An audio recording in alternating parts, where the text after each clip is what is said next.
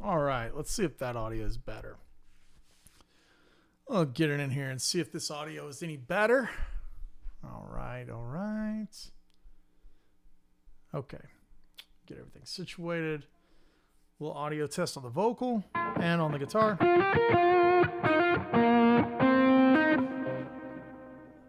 Sniff.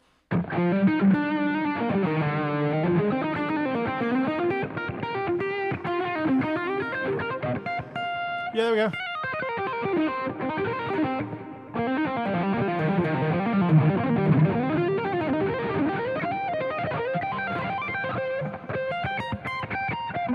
Okay, so this is going to be some fun stuff.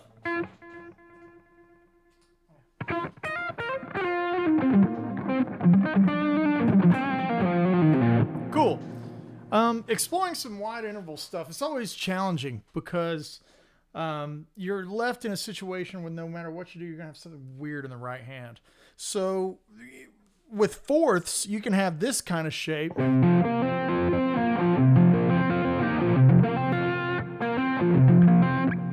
And that's really closed in the left hand. But your right hand has to do some weird stuff, like especially with like one note per string. It's not really comfortable. The other thing, which is really interesting from Matteo Mancuso, he's this guy, is kind of approaching it with this in mind. There.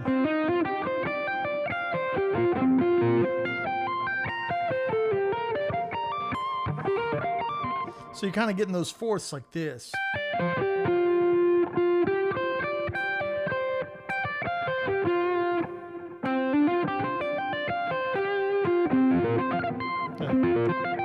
You end up with that tricky right hand. So let's talk about this. I'm in the key of C. It's really ambiguous because there's no thirds, right?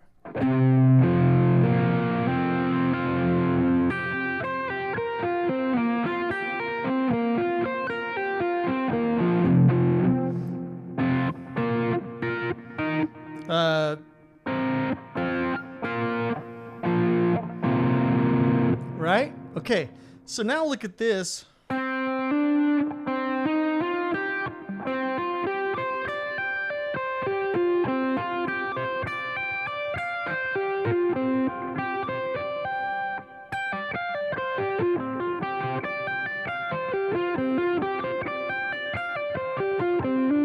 Right?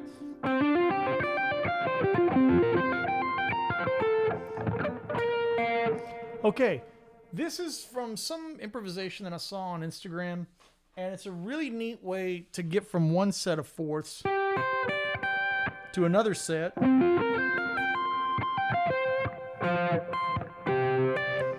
So to get through this, we're gonna look at where the root is in that position. I love this position.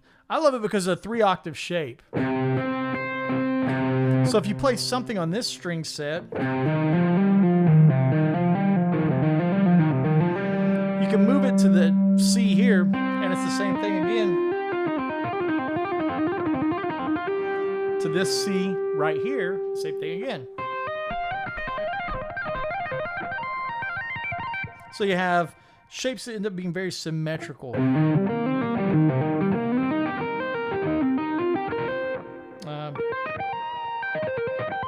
Right?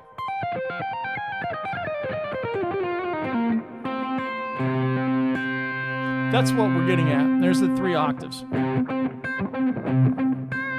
Okay, now within that, I see what a southern boy like myself refers to as the Jessica position.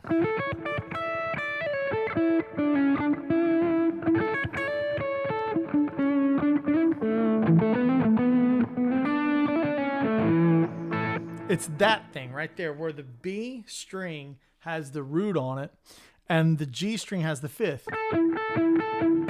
There's the 4th. Or sorry, the 5th. It's the 4 of A.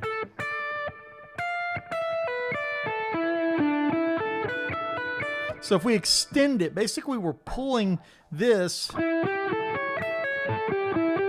we're pulling that apart. So let's take that third and move it down to a 2.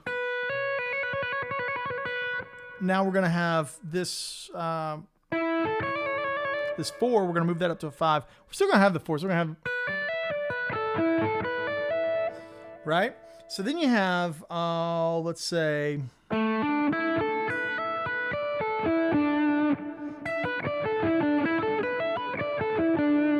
that sound right there is what it is. It's kind of magical right there, where you have the just a bunch of fourths and fifths, right?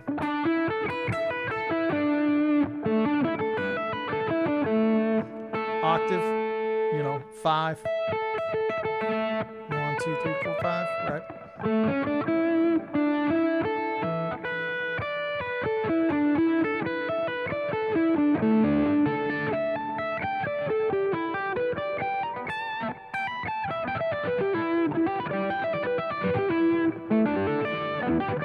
So you see these shapes start happening. There's that thing again.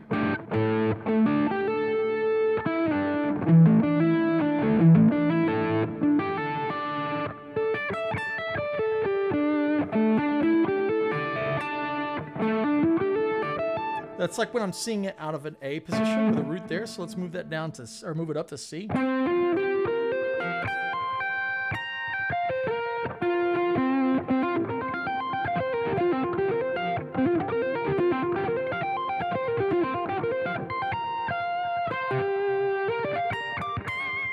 All right?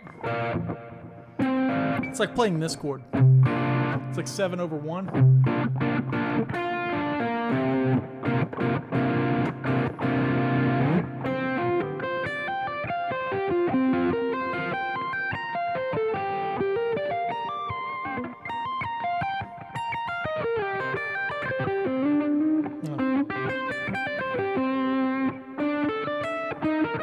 Oh, sorry. You hear Steve Vai sometimes play these kind of sweeps where they're like, you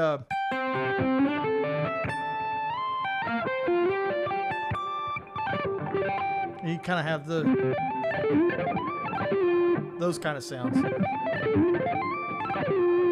A neat kind of bubbly kind of thing, right? But what I'm really kind of looking at is how many ways can I get that kind of sound. And this is the Mateo moment right here. So usually when we get into something, we want to keep it in one position because it feels good. Right?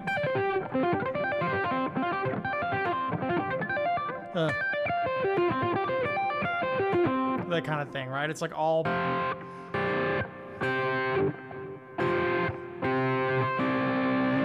all those kind of things. So it's like root, right? 4, 5, root, 4, 5, root. And then it's 2, 2, 5, 4. So 2, 4, 5. You're leaving out the third.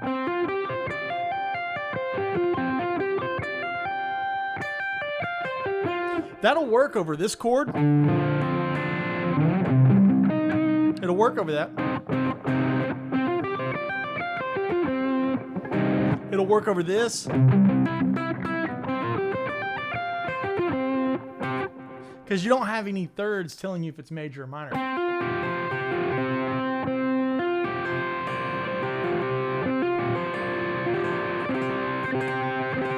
It's really neat, right? So then the trick is trying to get, around this thing where you end up with only one note per string. And if you do have to play it, like what's the right thing to do in the right hand? So that opens up a whole can of worms too. It's really challenging to get around. You have to have some economy picking kind of lined up, and this is, Lord knows this is not my strength, but you got to be able to get in and out of the string sets. You can easily also use hybrid picking, which I use a lot, like that right there. So just try to play 1, 4, 5, 1, 2.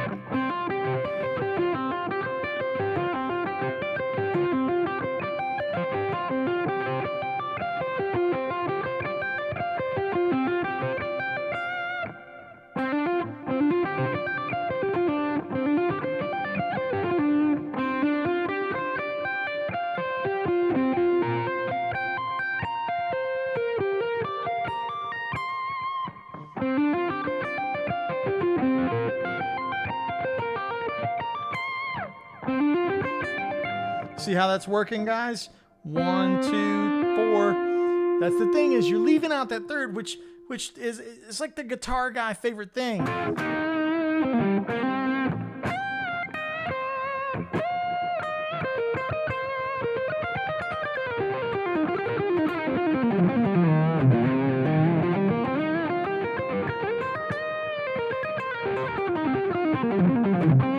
We all love that third. We really, really love that because it's built into everything we do. You know, from the bluegrass standpoint,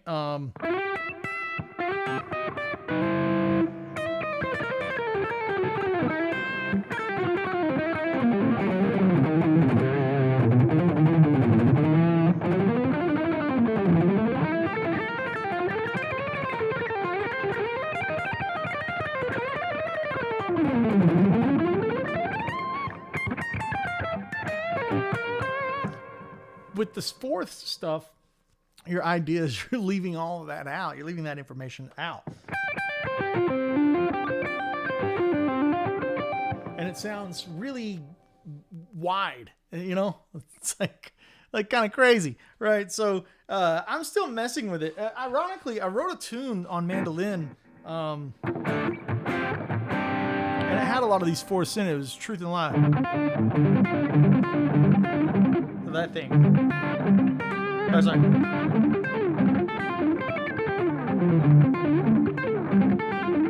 I'm trying to play it too fast. It's not that fast. How fast is that thing? Let's just check that tempo. I think I have the track here. It's not that fast. I was trying to play it way too fast. Yeah.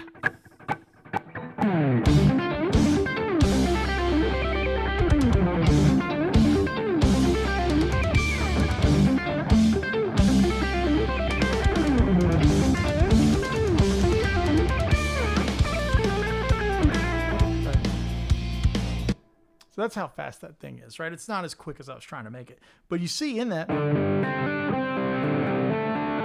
it actually has, there's the fourth. So if we're going to play those wide licks in D, it would look like this, right? There's our roots.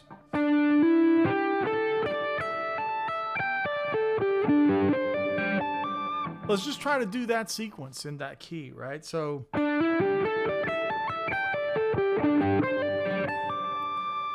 one more time. 1, 2, 4. 1, 2, 4, 5. 1, 2, 5, 2, 4. This sequence coming down looks like a G with a add 9.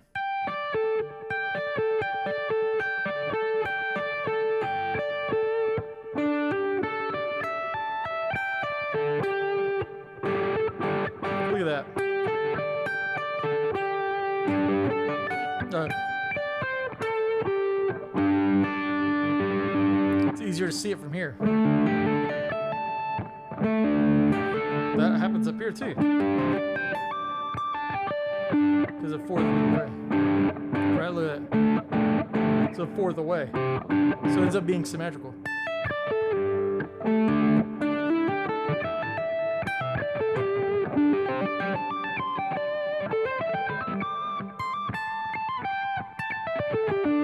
Could be look at there too, right? Sorry. Yeah.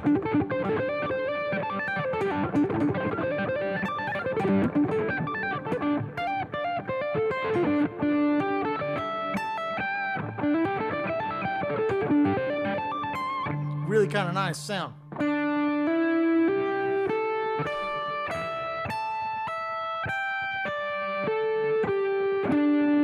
That's the tricky part for me.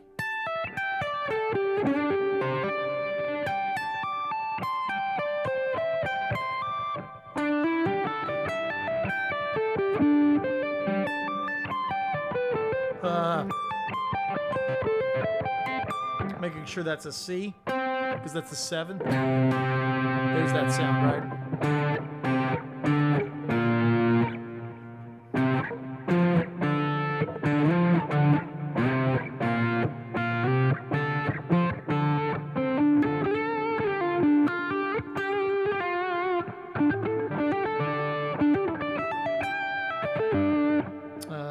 So again, I'm looking for a couple of things. Root.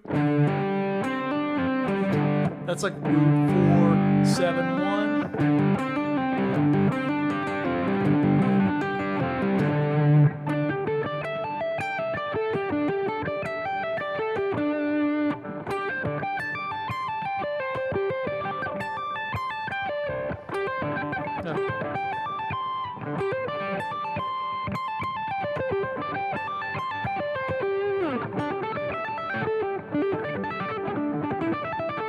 It's a really hard one to get clean.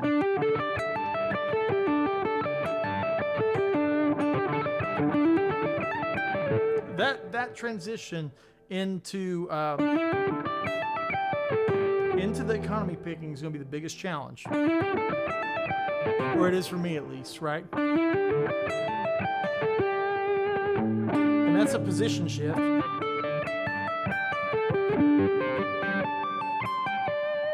And you see that this thing ends up being very symmetrical.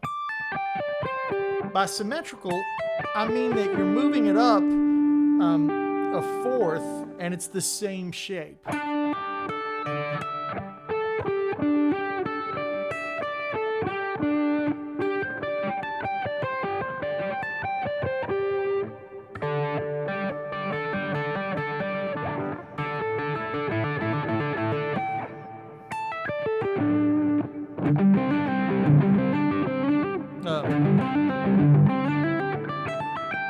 Right, that kind of thing.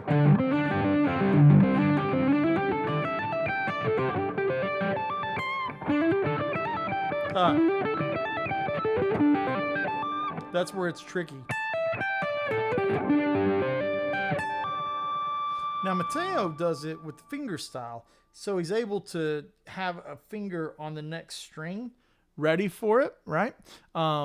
Which I'm going to adjust the camera here so I don't have to keep holding the guitar at a really stupid height. Let's just kind of bring that down. That's better. That's a bit better right there. Right? Yeah. Cool. Kind of kick that up, right?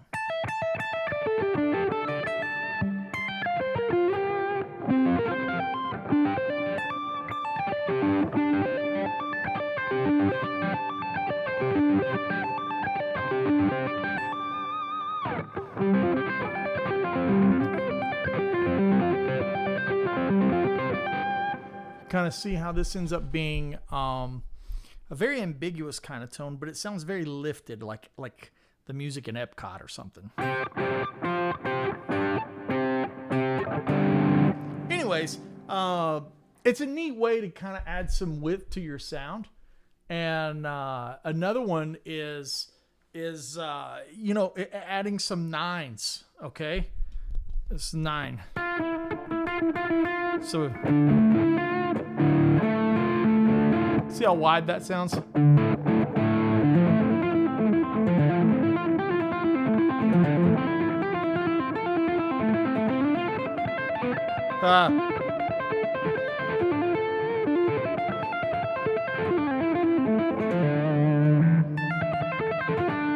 Then you can combine it.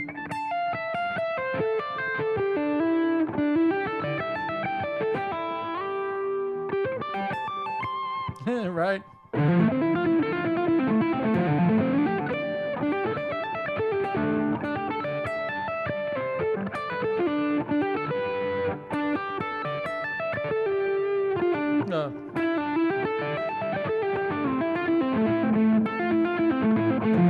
Now at this point you really start hearing that third though.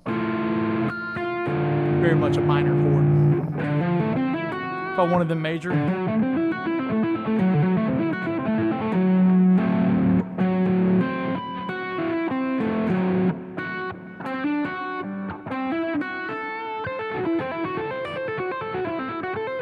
That's a really neat sound too.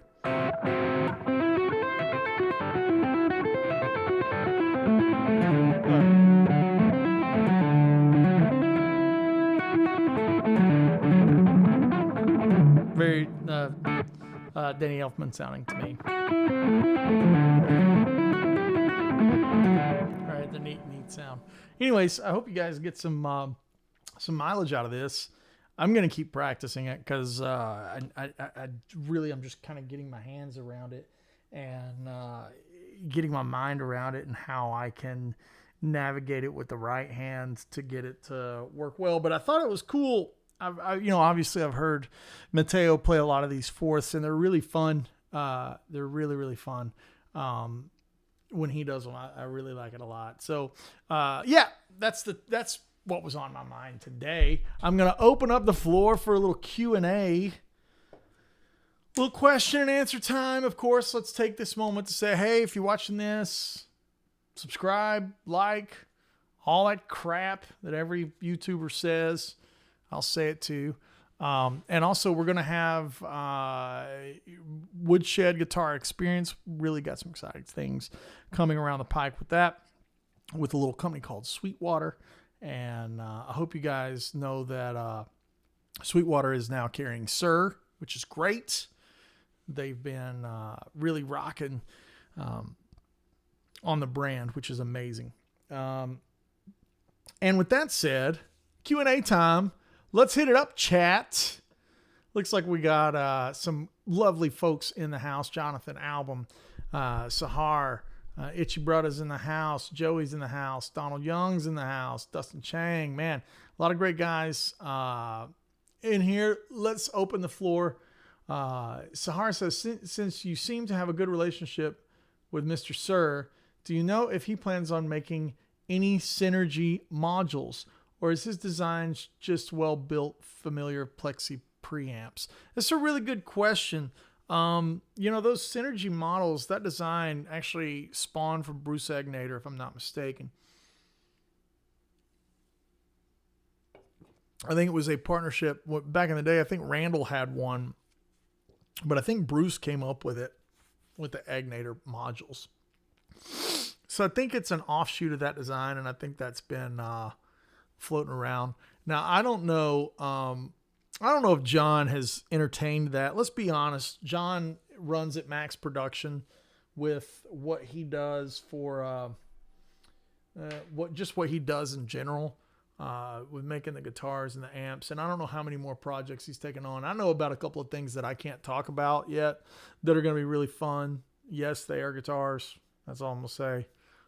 There's some things that me and the team are working on within the Andy Wood brand, which is really fun and excited about that. Again, it's like I don't know how much I could say, but yeah, there's some fun things working. I don't know how far out something like that would be, and also that gets into kind of a gray area with licensing and things like that. So I don't know. In general, I like I've been playing the Sir SL68. It really sounds good. I use the SL67 in that Shoot the Sundown video. I hope you guys really like that. It looks like you do. That thing's got a lot of views in just a couple of days. So I'm glad you're enjoying that tune. It's kind of a fun sound too. If you look at Shoot the Sundown, it's got a neat interval relationship, which is like B major with a flat 6. So you end up with that augmented sound.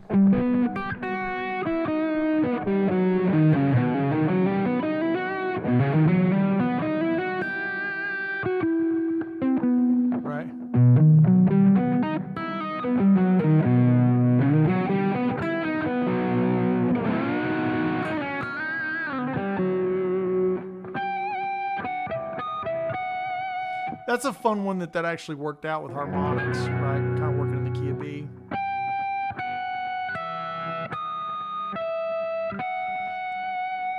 We just got lucky, So you can't control where the harmonics are on the guitar, but luckily that melody was there. Again, this song is in B major with a flat 6.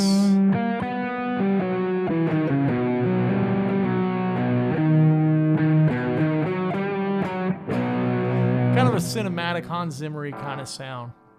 But yeah, I'm glad you guys are enjoying that tune and enjoying that video of it. All right, let's roll on down Roman says, avoiding the third makes it sound so hip. It's a nice trick. Thanks, Andy. Yeah, and again, it's about the fingering choices. Like if we're in the key of B.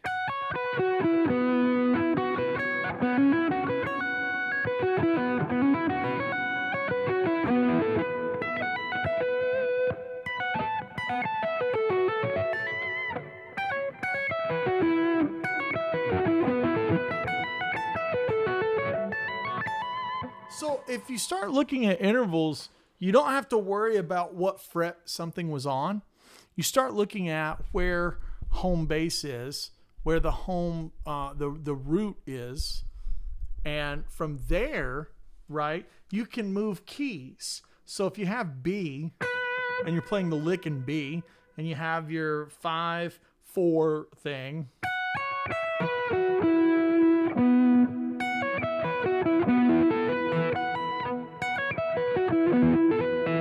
it's almost like you need to go pull off and then down, down, down, down, up. Like that. That almost feels better, right?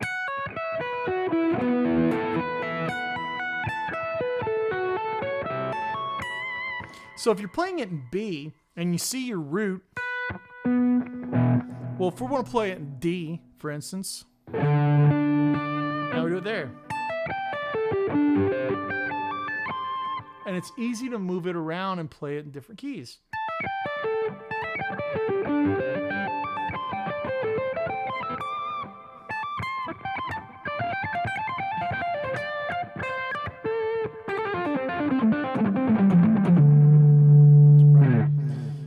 So here's a fun tappy one I'll give you. It's a wide sounding pentatonic thing.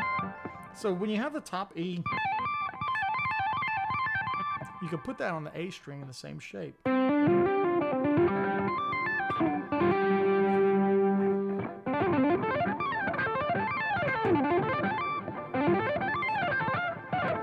Right? So you have...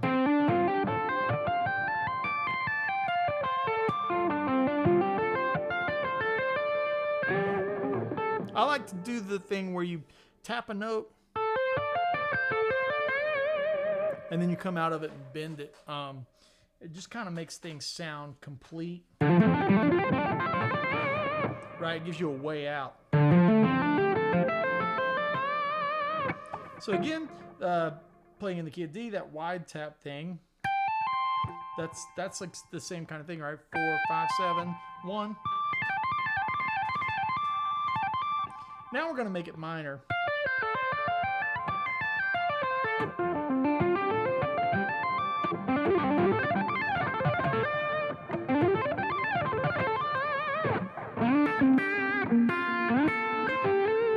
Right?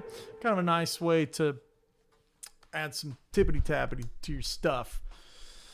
Album says, Andy, when you hybrid pick, when using the pick after the fingers, do you pick up or down? It kind of depends, right? So like if we were to take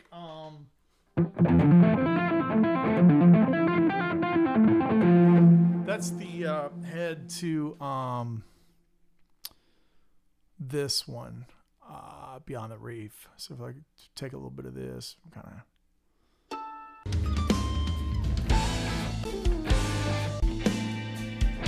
Get to this melody. All right, let's take a look here.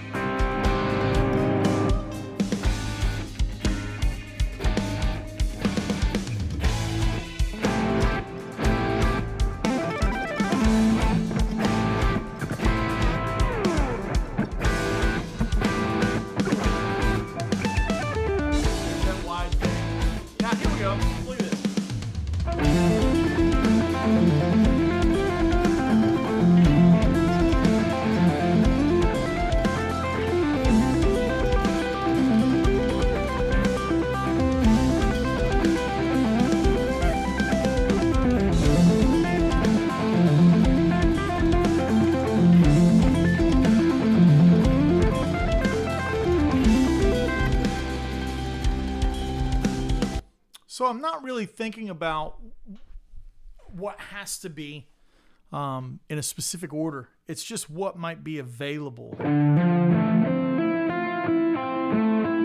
Those were all downs. There was one. That would be an up.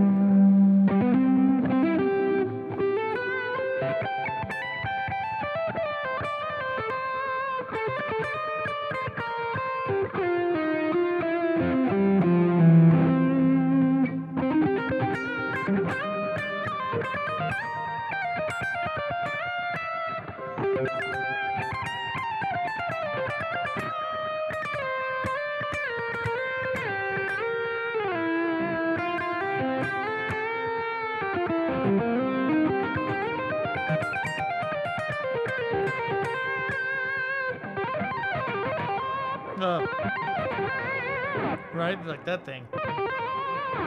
You can do it with a slide. Kind of makes it more buttery if you do it with a slide.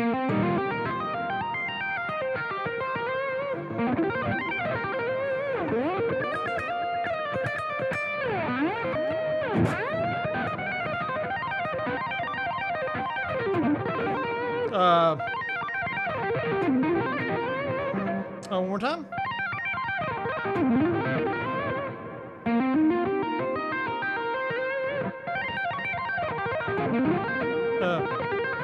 Maybe like that might be a good way to get out of it, especially at speed. Yeah.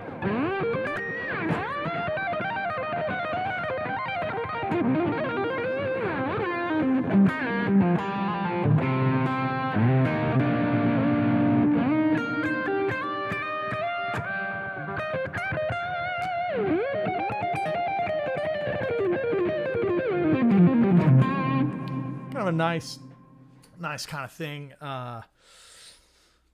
Back to the question at hand. The hybrid picking just depends on which situation I'm going, which direction I'm going. This would be like a kind of another fourths one.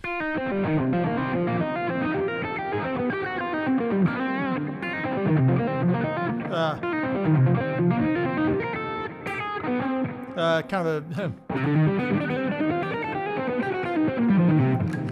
bebop it a little bit, right?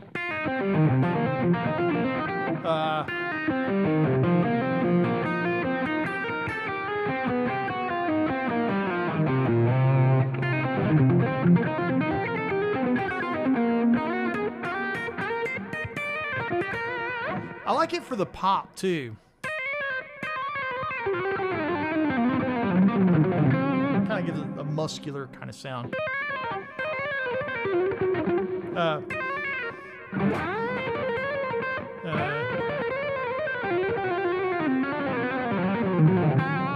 Like with those kind of licks, I'm still seeing that same thing.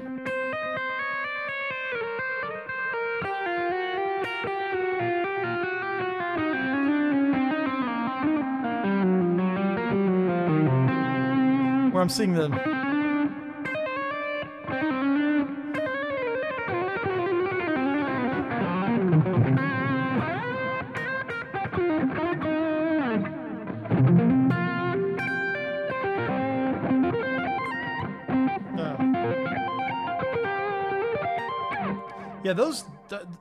it's like trying to integrate it into your vocabulary. Like when I start noodling around, I'm just trying to slowly start integrating those things into my vocabulary to where it becomes more linguistic and less of a something I have to strive to achieve. Something that's kind of coming out more natural, like all natural, no enhancements.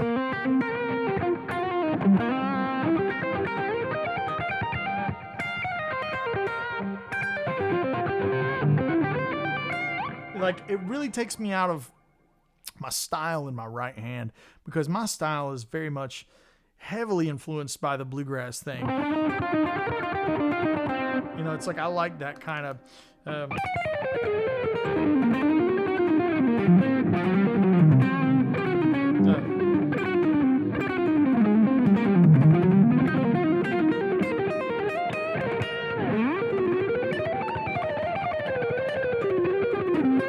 Like I really like that, like crispy, clean, nice. Everything's picked.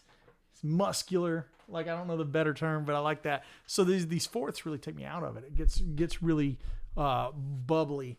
Lewis says they're more like finger twister licks. Yeah, they're definitely finger twisters. Little housekeeping as always. If you like what you're seeing and you like what I post online in the Instagram world and the YouTube world, think about jumping over to Patreon.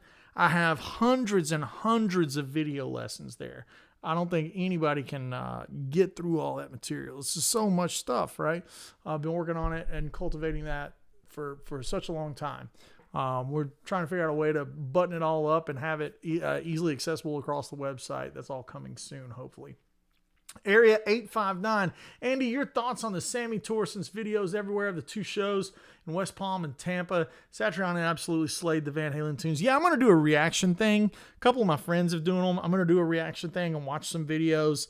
I have to say that I'm so glad that Satch is in shape and crushing it. And I mean, obviously he's not, I don't mean physically, but he's physically in shape. He's in great shape to be 68 years old. He's in great shape to be any age. But just his playing is really, really on. John Bonham's playing is really on. Michael Anthony's voice still sounds crazy. And Sammy Hagar's jumping around 77 years old with more energy than half the guys that I know that are in their 30s and 40s. It's crazy. So, but Satch, I also love that he's playing it. He's playing those parts as Satriani, which I think is awesome. I think Ed would want that. Like, there's a million guys on YouTube dissecting note for note Van Halen stuff. The ironic thing is, I don't think that's the right choice. I don't think that that's magical. Okay, if you're a little kid and you put on the Superman cape and run around your bedroom, that's fun. I set up the full wet, dry, wet rig and play the Van Halen riffs as best as I can play them, and that's fun.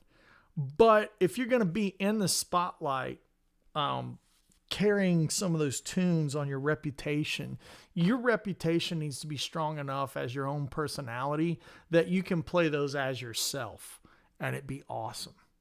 Okay? That's like Steve Vai. When Steve Vai came into the David Lee Roth gig, he didn't play those Van Halen songs like Van Halen. He played them like Steve Vai playing Van Halen songs. That's why it was really, really great, really badass. I think only a fool would try to copy the note for note Van Halen things, because no matter how close you get, you're second best. You're never going to be Ed. Never, never, never. And it's like the approach to that Satriani's doing is like, yeah, man, these are the riffs. I've got the pocket feeling good. I'm playing the chunky parts and everything sounds right, but it sounds like Satriani playing it. That's way cooler to me. That's way cooler. If you want to learn the stuff note for note, I'm going to give a shout out to a guy named Tom. I think his name's Tom Shreds on the internet, and he plays the Van Halen stuff. He always like black background, black t-shirt, and the Van Halen guitar. He really nails the Van Halen feel. It's really good, especially the early stuff. I think is really in his wheelhouse. And he murders the Yngwie stuff too. He does. But I don't think he's the right guy for the gig. Right? It's like Pete Thorne plays that stuff really close too.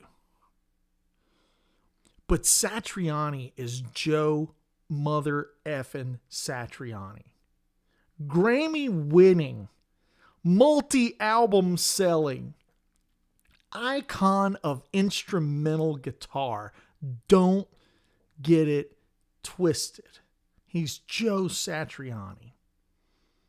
That's who you want it to go to, because he's already this huge, nothing to prove guy.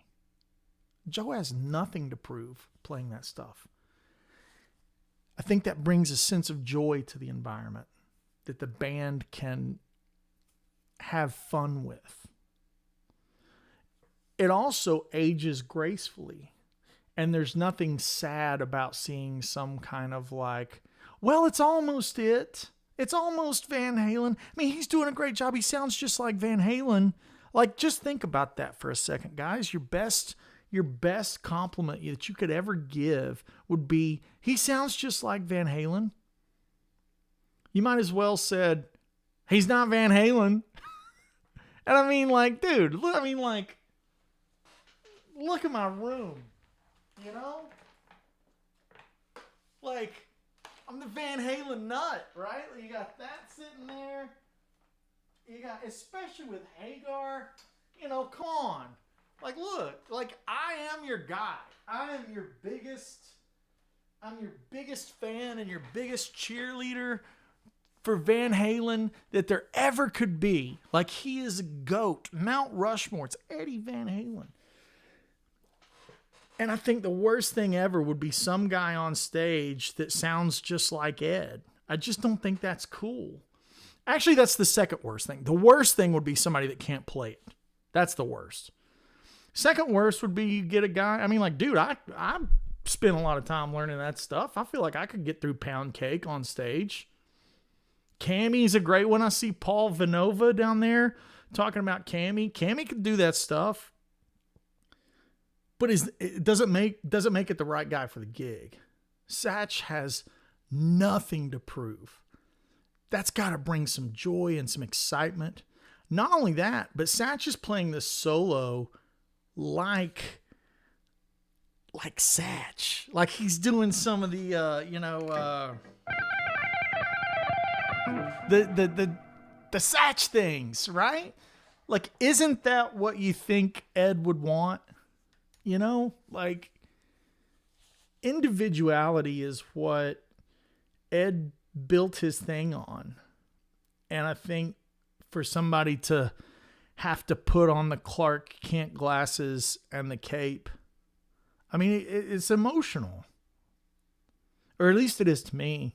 That's how much I love it. And you think for a second, it's like, you got to go out there and do it justice by being yourself. It's the only way to do it justice. It's the only way it's genuine. That's the only way that it would ever be genuine, is to go out there and do your thing that's you. Steve Vai. Like, he had to do could you imagine the critical pressure of going out there with David Lee Roth, day one, gig one, album one, and you're supposed to be the next Van Halen? Like, get out of here, man. You know how you handle that? You go out there and you throw that idea out the window. And you go out there and you be the first Steve Vai. That's how you handle it. The great thing about this gig is you got legacy guys. You got Sammy, legacy, famous before Van Halen. Don't forget that. Montrose, I Can't Drive 55. There's Only One Way to Rock. Like, all this stuff is like Sammy, you know? He's famous before Van Halen, so he's in the band. Michael Anthony was in Van Halen with David Lee Roth and Sammy. Legacy, right? So he's your anchor for authenticity if you got to have it. John Bonham, man, like, legacy, you know, it's like legacy bloodline type of stuff. And John plays with freaking, all kinds of people. He plays with Bonamassa. He plays with, doesn't he play with Ringo some? It's just like, Bonham plays, Jason Bonham, sorry, John Bonham legacy, Jason is what I meant to say. It's like legacy. And so the only right decision is to have Satch go out there and do the iconic parts, the parts that we think of, right?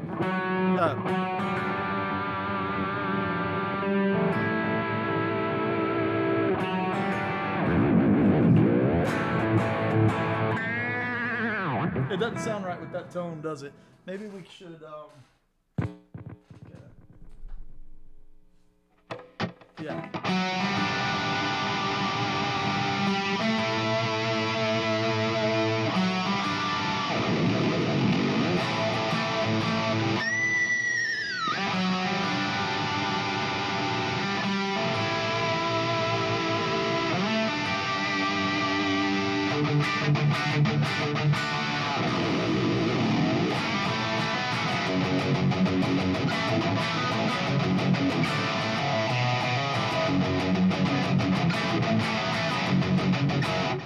Right, like those are the parts that we want, right? Like that's the things that we want it to sound like. You know,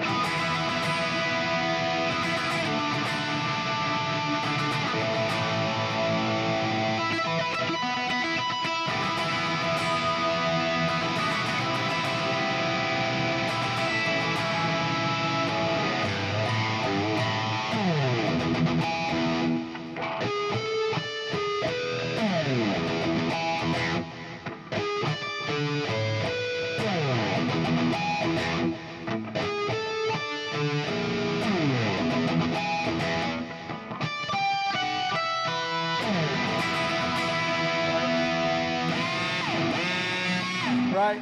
Like we want those parts to be it. But in the solo, you know, instead of playing, if you didn't play that lick note for note, that's okay. Be Satriani. Give me the things that make Satriani playing Van Halen songs. I'm going to give you my money. I'm going to come to your show. I'm going to buy the t-shirt. I'm going to go back and listen to Satriani records. I'm going to go listen to Hagar records. I'm going to go listen to Van Halen records. Like, I think it becomes a celebration and a fellowship and something that's very, very honest. And I think that's how you handle it. I think that's the only way you can handle it.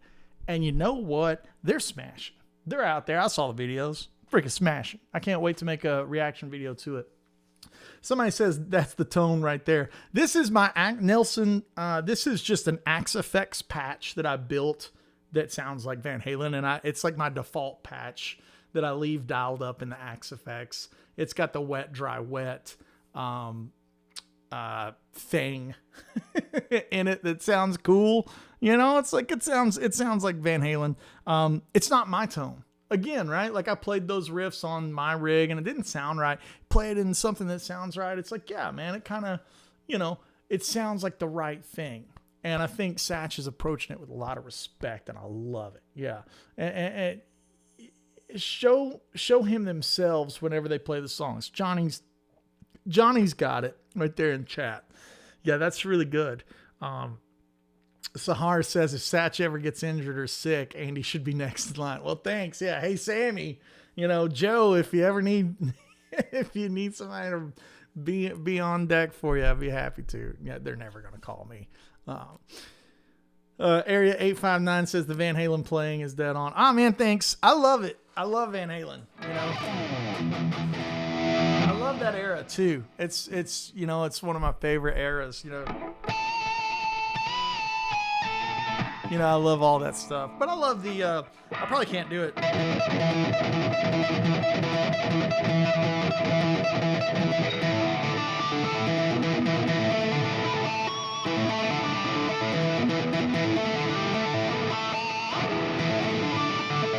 What's the tag of it?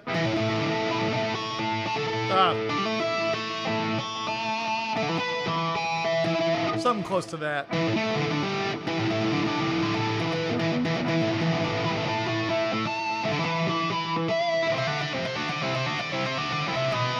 Yeah, I can't do it either. Now you're gonna see YouTube, you know, videos everywhere. Oh, this is how you do it.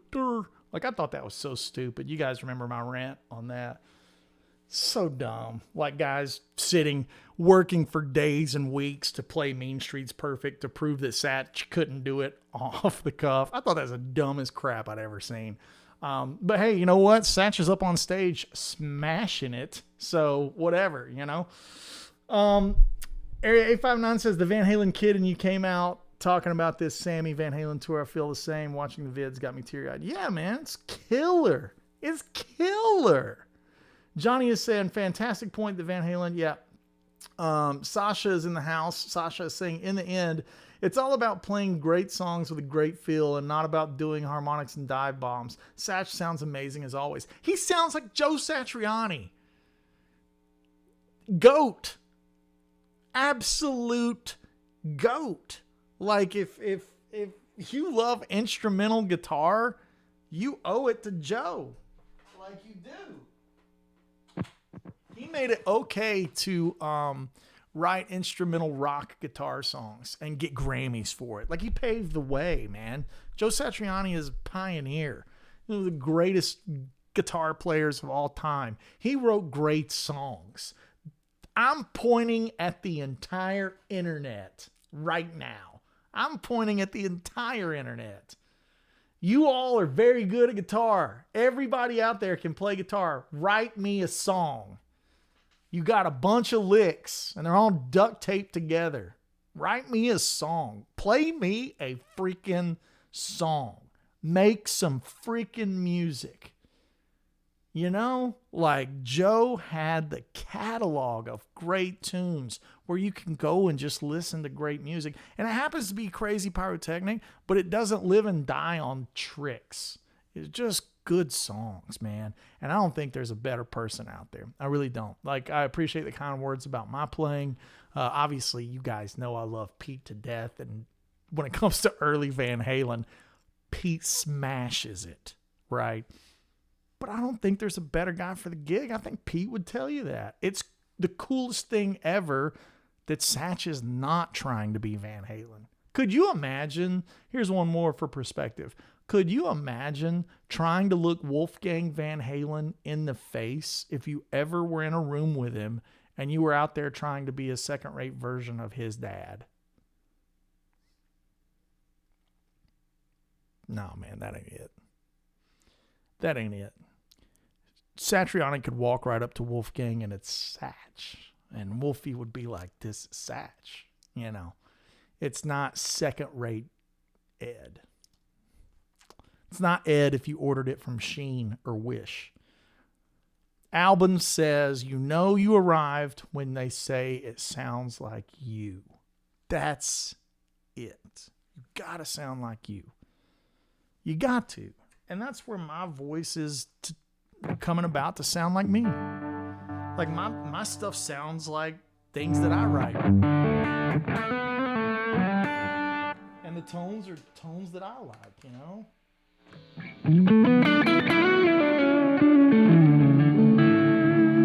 That's the kind of stuff I like.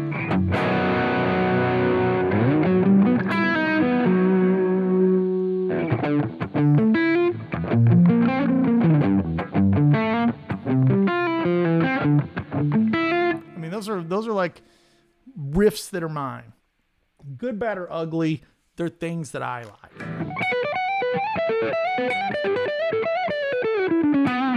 It's stuff that sounds like me. It sounds like my blend of gumbo. If it's good or bad, it's not up to me to decide. That's up to you guys and the listeners out there to decide if they like my songs. But it's up to me to not try to sound like a crappy version of my heroes. Like, and we're eat up with it. Like, I love to sit and learn my hero stuff, man. It's like I'm sitting my free time. I've been trying to play some fiddle, get back into fiddle to honor my granddad. And I'll listen to Kenny Baker and stuff. I'd love to sound just like Kenny Baker. I'd love to sound like Bobby Hicks. My cousin does. He sounds great on that stuff, playing fiddle. But I don't sound good playing fiddle. But I'm working on it because I love it. And I don't want to discourage. I don't want to poo-poo on people that are trying to learn other people's stuff. I think that's really beautiful. There's a difference of trying to learn something to educate yourself and and add something to your wood pile of influences. And then there's a difference between that and just going out there and just trying to play your hero's stuff as a statement. It's like there's a big difference there. And I'm sorry for the rant. I'm not sorry. I'm not gonna apologize. I'm not sorry for that rant. The rant that I just gave for 15 minutes about the Van Halen, Sammy, Satch stuff, I'm not sorry at all. I stand behind everything I just said. And I'd tell it to anybody. I'd tell it to Alex or Wolf and Satch and everybody. The greatest thing that Sammy could do is what he's doing. Go out there. Don't call it Van Halen. They're not. And just have fun. Sammy's 77? Go have fun. Drink a margarita. Play pound cake. Keep the tunes alive. Sahara's saying it down there. Keep the tunes alive, baby. Keep the music going. You know what? Go out there and play for 8,000 people. Have a good time. I think that's magic. And they're not disgracing the family name. They're not bringing shame to the Stripes or any of that stuff. I think they're doing the Lord's work out there. That's my opinion. And all the guys on YouTube that claim to, claiming that Satch ain't the right guy, what'd you do? What have you done? If Satch ain't the right guy, you tell me who is. Sammy actually said that. He said he's trying to keep this music alive during the show. That's it, man. Just play some tunes and have some fun. V Vidisic. I'll be doing a video shortly here in the studio to announce my attendance at Guitar Summit. And we will be doing a masterclass. So all of my friends in Europe that attend Guitar Summit, man, I'd love to see you. Please reach out, book your slot. I think we've got 40. There's 40 slots. So reach out to them, book your slot. I'd love to hang out. We can talk about Van Halen all day. I love it. Van Halen is Mount Rushmore. It's Jimi Hendrix, Van Halen, Jeff Beck. Fill in the blanks. That's the truth, that's it to me. Like my personal Mount Rushmore, I always look at that as the Mount Rushmore that doesn't count because it's everybody's Mount Rushmore. Jeff Beck, Van Halen, and Jimi Hendrix. That's the Mount Rushmore that doesn't count. Everybody says those. My Mount Rushmore is, Brent Mason, Eric Johnson, for sure, EJ. Steve Morse, for sure. Those three, for sure. Right? Like, that's it for me. And then that last slot's probably Tony Rice. Yeah, man. That's my Mount Rushmore. Tony Rice, EJ, Steve Morse, Brent Mason.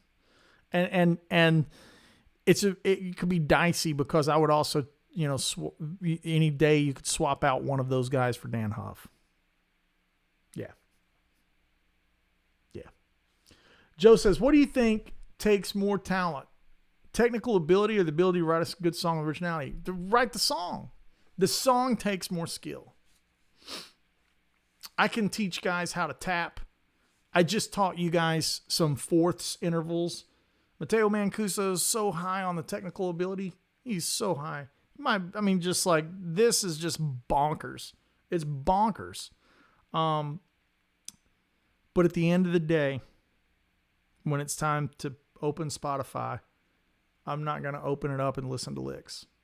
I'm going to open it up and I'm going to listen to songs. I'm going to listen to good songs. And it doesn't matter if it's Pavarotti singing Nessun Dorma. It doesn't matter if it's Merle Haggard singing If We Make It Through December. It doesn't matter if it's Tony Rice singing Church Street Blues. Or Steve Vai playing For the Love of God. Or Chick Corea playing Spain. It's the song. It's always the song. Always. And I'll die on that hill. If anybody says it's easier to have technical ability or harder to have technical ability, I don't believe that. The pinnacle is when technical ability and songwriting merge. That's the convergence point of true masterful greatness. When technical ability and songwriting merge, you end up with Bach. Yeah. Joe says a great solo does not make a good song. Nope, sure doesn't. There's a lot of bad 80s songs that have some ripper solos. But the songs aren't even good. The solos will be crazy, you know? What's his name? Vito Bratta. Vito, every solo was the one, right? Like crazy good. And the songs were good-ish. You know? They were good-ish songs. Take Vito Bratta's technical facility and White Lion songs and put it right next to Guns N' Roses and Slash. And there ain't no comparison. And Vito is a monster. Vito is a tyrannosaur. But the moment he kicks off Paradise City, or Welcome to the Jungle, or You Could Be Mine, or Patience, or I could sit here for the next 15 minutes naming other Guns N' Roses songs like November Rain. There's no comparison. It is the song. I don't think lyrics are needed. Nah, man. Nessun Dorma, get out of here, dude. It's beautiful. It's beautiful.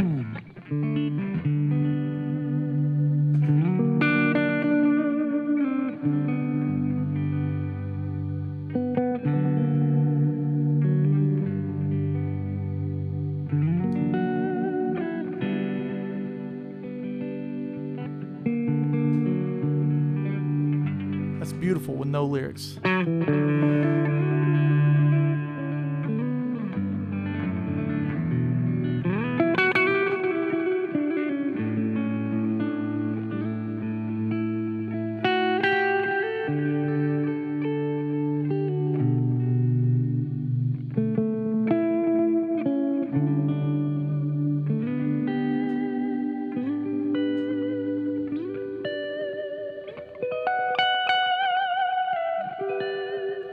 Yeah, you don't need it. You don't need lyrics, right? That's it. Any advice on how to get your original music out there? It's for Stuart Robertson. Stuart, advice number 1, you have a platform in front of you right now in this chat where you can post your link to your music. Everybody in this chat that's watching this live stream, everybody that's watching it after the fact, look up Stuart Robertson's music. There it is. It's just that simple. Now, it's up to you, Stuart, to have a landing page, a landing point that is put together enough that when people get there, they're not having to dig.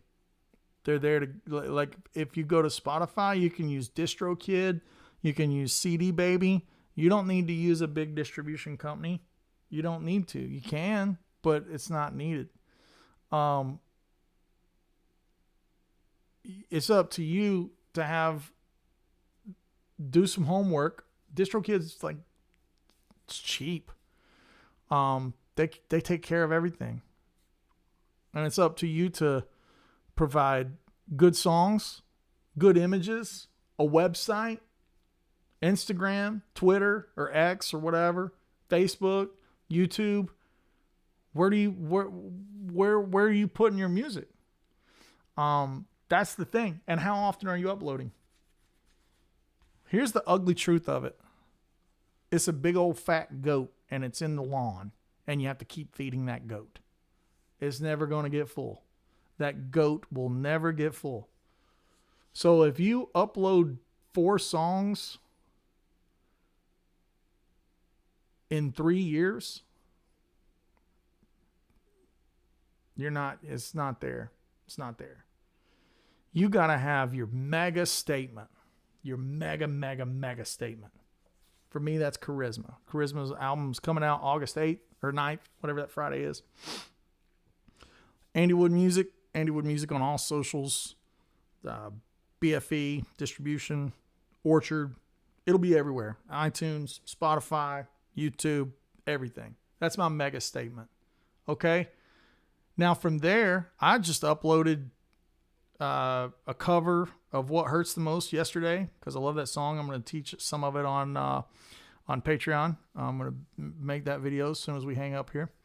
And that's what I did with the post today. And I'll be uploading something again this week and something again and again and again. And it just keeps going. So it's really up to you, Stuart, to dig in, for lack of a better term. And it will get easier with the more people you meet and cross-reference. But your platform is out there. You know, Facebook groups involving original music, Instagram. You know, it's like everything is out there. So far, it's just YouTube. I've released 5 songs over the year. Thank you for the solid advice. If anyone wants to check out his stuff, go check out his stuff, man. Right now, go check out Stuart Robertson's stuff. It's on his YouTube page. I'd love to get your opinion on it. Dude, I'll listen to it right this second. I'm going to go to YouTube and I'll type in your name and we're just going to see what comes up. We'll listen to it together. Stuart Robinson. Okay, so now I got you open here. All right, so you're the one with 5,000. Okay, Broken Sky. Stuart Robinson, Broken Sky. Let's look that up. So I'll tell you this. When I go to Stuart Robinson, you're not the first one that comes up, which is okay, but it's just making you aware of it, right? I don't know if you're the guy playing piano, covers My Song to Jenny, Thank You, Worries by Langhorne. There's a lot of Stuart Robinsons on here. So you got to you've got to have something that'll pop out. I'm going to put Stuart Robinson, Broken Sky. And, let's take a listen. Let's see if we can find you. Yeah, here you are. Okay. So I think here's your number one problem that you got going against you is you're blending in with, there's Stuart Robertsons. Yeah. There's several of your name when you type in on YouTube. So, feeding the algorithm will get you to pop up higher in the search engines. Right. So I'm going to take a listen to the live playthrough. Let's just take a listen to it.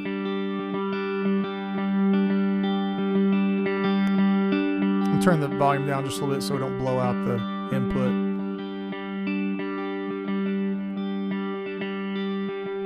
Cool riff.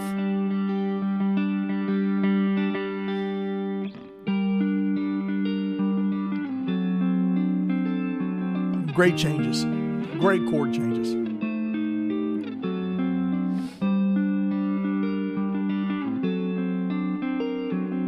Yeah, man.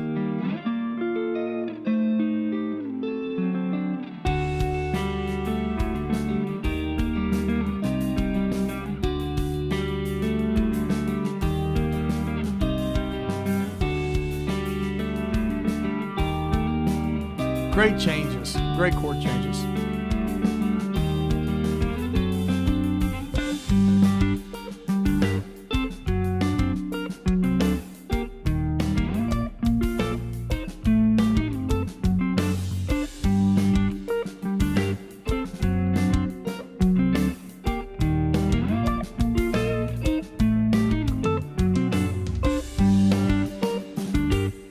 I want that opening riff again. I hope you come back to it.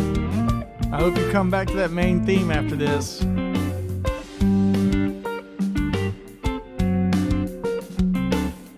I could hear strings over this. It'd be real pretty.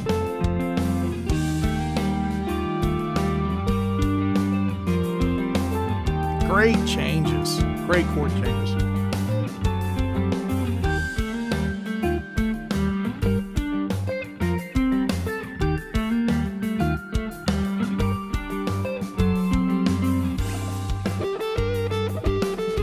cool little kind of Santana kind of tone.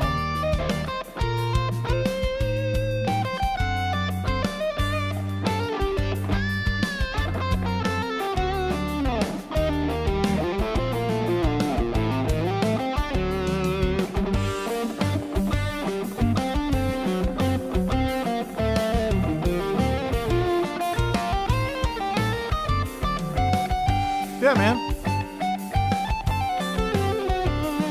Great playing over that 5 chord.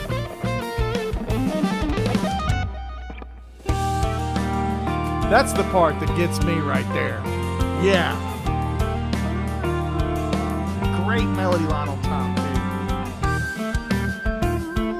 dude. I still want to hear it ringing out over the top.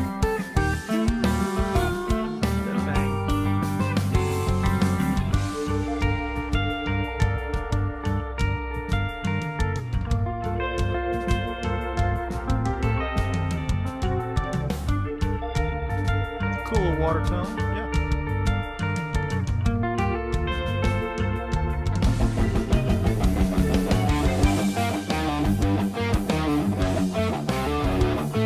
Kind of Petrucci-esque right there, right? Yeah. There's almost images and words era. Scenes from a memory, kind of.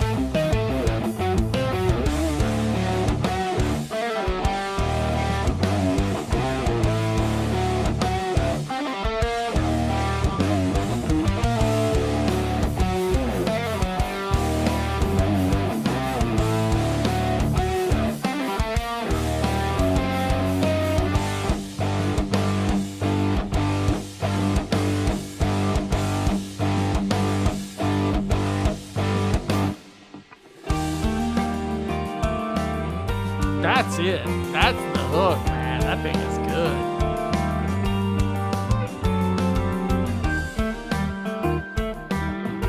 I want the strings so bad right there. I just want big strings playing that melody line again over that staccato part.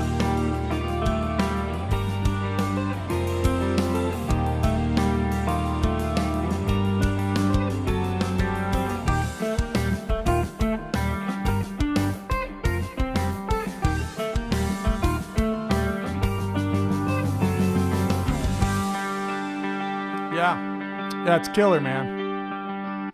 Yeah, it's really good. That's really good, man. That sounds really great.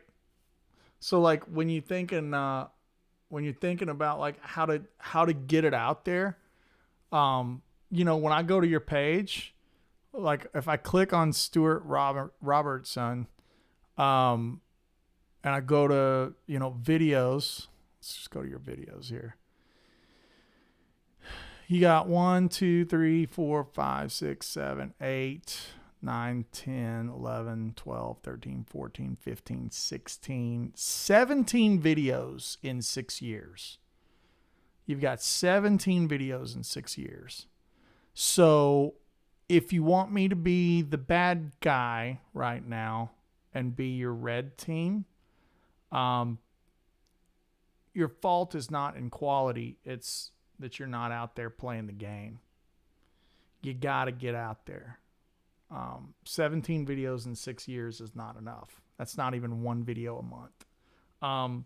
Granted, being a YouTuber is not what I'm talking about, but it's a platform you have access to. It's a platform where people can get to know you, and it can be a kind of a sign on the side of the highway saying, hey, go listen to my album. Go check it out, And where would that lead them? Like if I go to your page on YouTube, I don't see any link, unless I'm missing it, that gets me to a website. I don't see any link in the banner that gets me to a website or a Spotify. I don't see any. There's you got nowhere to. You're not sending people anywhere. Are Are you using a DistroKid for the album or a CD Baby to get it onto? And this is, if it doesn't, it's DistroKid. That CD Baby. You know. Yeah, you can get your stuff out there. Obviously, people like it, man. People in the chat they're digging it, man. Okay, gonna sign off here. I got to make stuff for Patreon, right? Because that's what we do. And if you enjoyed the What Hurts the Most solo arrangement, that's what I'm getting ready to make right now. So I will be teaching that on Patreon. You have access to all the videos on Patreon for $5 a month. Weekly live Zoom masterclasses. Weekly live Zoom masterclasses at $25 a month. So basically, you know, you can have your guitar in a room with me and a bunch of other guitar nerds, ask questions, bring topics to the table, and join our community. Joe Wyatt says, made it in to say hi and bye, right? Frog Leap, Leo is in the house, man. So Leo is my guy. We work together. Obviously, you know Leo because he does the fantastic metal covers on YouTube of everything from, you know, Wheels on the Bus Go Round and Round to Lady Gaga. I think Leo's got a cover of it all. If you want to know how to do it, Leo's how you do it. Like, he's taking advantage of an open platform better than anybody. It's really great. Just fantastic. So good to see Leo. And yeah, if you're wondering how to do the game, that's it. But yeah, so I'm going to bounce out of here. I'm going to make this lesson for Patreon. Thank you guys always for hanging out. As always, man, enjoy the guitar. Love the music. Go watch some videos of Satch and the boys killing it on the Sammy tour. I'm going to watch some. It's going to be really great. If you're interested in the lessons and stuff, yeah, Patreon it up. It's going to be really good. With that said, fellas and ladies out there, be blessed. We'll see you soon.